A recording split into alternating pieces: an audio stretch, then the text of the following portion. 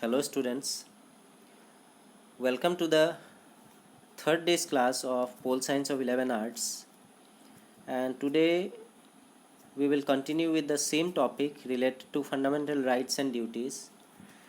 In the previous class we read about the Constitution of India and its introduction.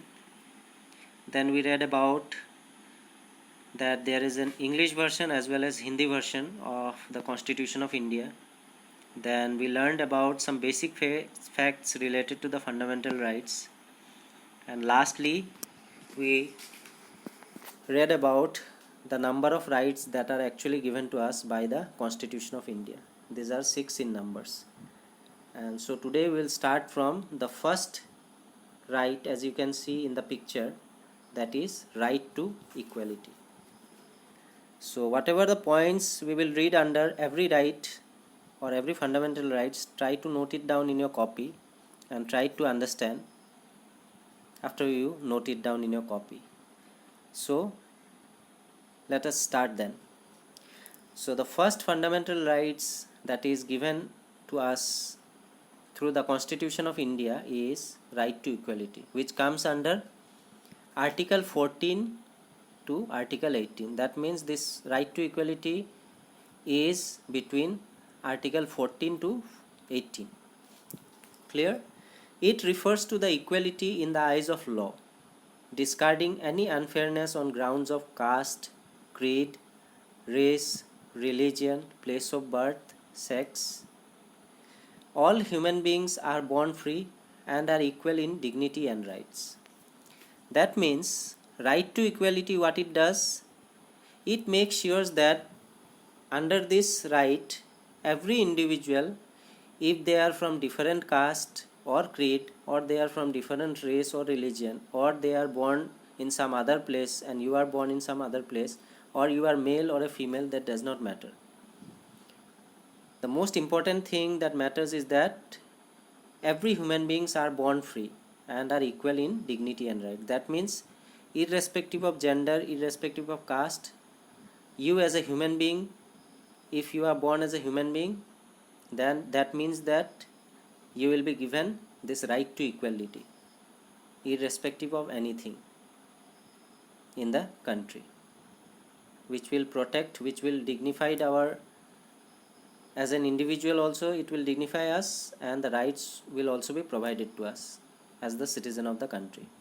Clear? So right to equality actually confirms that. Clear? Now moving on to the next right, that is right to freedom. As the right to equality was from Article 14 to 18, now right to freedom is from Article 19 to 22.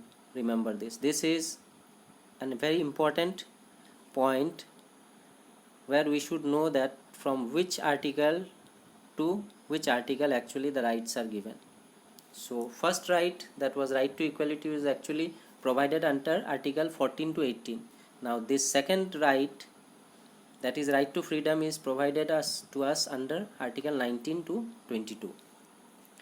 So this right provides various freedoms such as freedoms of speech and expression, freedom to form association or union, freedom to move freely throughout the territory of India, freedom to reside and settle in any territory of India, and freedom to practice any profession. Clear? So according to the second fundamental rights, that is right to freedom, what it provides us actually, this rights provides us freedom of speech and expression. That means it is the heading. Under this heading again there are 4 subheadings. So if we tell straightly that according to the right to freedom we are given freedom of speech and expression, that will not be sufficient. We need to know under right to freedom, if we are given freedom of speech and expression, then we are given what form of speech and expression, or what form of freedom related to speech and expression we are actually provided. We need to know that. First thing that comes under freedom of speech and expression is that you are free to form association or union. You can form, as an individual, you can form any association or any union, number one. Number 2, you are free to move throughout the territory of India. That means what? If you are born in India, you are being called as the citizen of India. Then you can move wherever you want within India, any place of your choice. Number 3, you are free to reside and settle in any territory of India. Clear? Suppose you are born in Assam, you want to reside in Goa, or you want to reside in Mumbai. So you have that right according to the Constitution of India. You are given the fundamental right through Article 19 to 22, which gives us right to freedom, where you can or you are free to reside and settle in any place of your choice within India. Clear? And last freedom that is given to us is we are free to practice any profession. The profession that an individual likes, be it the profession of doctor, be it the profession of actor, be it the profession of a teacher, whatever the profession an individual likes, he or she can adopt and continue with that profession. So under the right to freedom, we are given freedom of speech and expression. Under that again, that are subdivided into 4 parts. That is, you are free to form association or union, you are free to move anywhere throughout the country, you are free to reside also and settle also in any place of your choice within India, and last but not the least, you are free to practice any profession of your choice. Clear? This comes under right to freedom. Now the third fundamental rights that comes under Article 23 and 24 is right against exploitation. Clear? So right against exploitation comes under Article 23 and 24. So these rights aims at protecting citizens from environmental, domestic and work hazards. That means exploitation, you should not be exploited as the citizen of the country. You have the right to fight against that exploitation if it has happened to you. Clear? From the domestic field, in the house or in the work environment, outside world, if that has happened, you are free to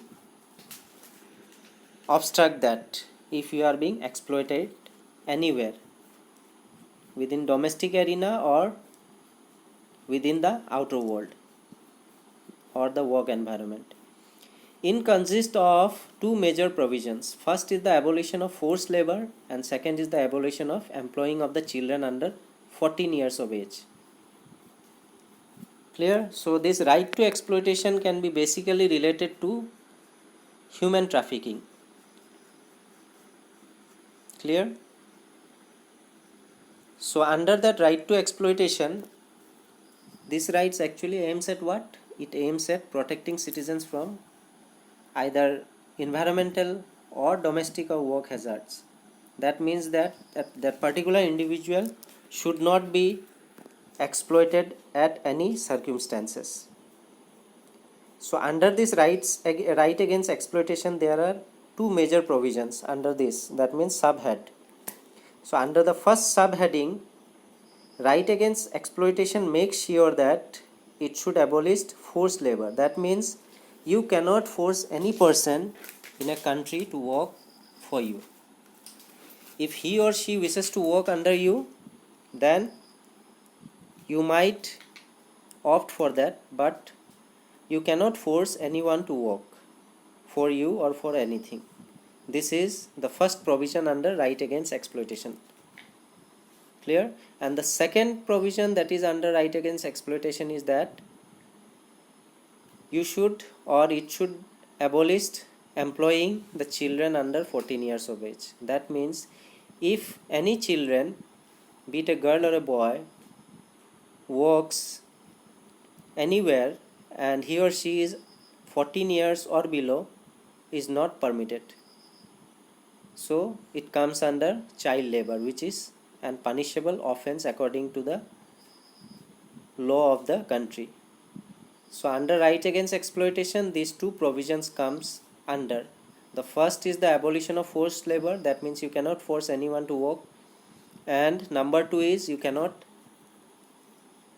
make work to the children who are 14 years and below. Clear?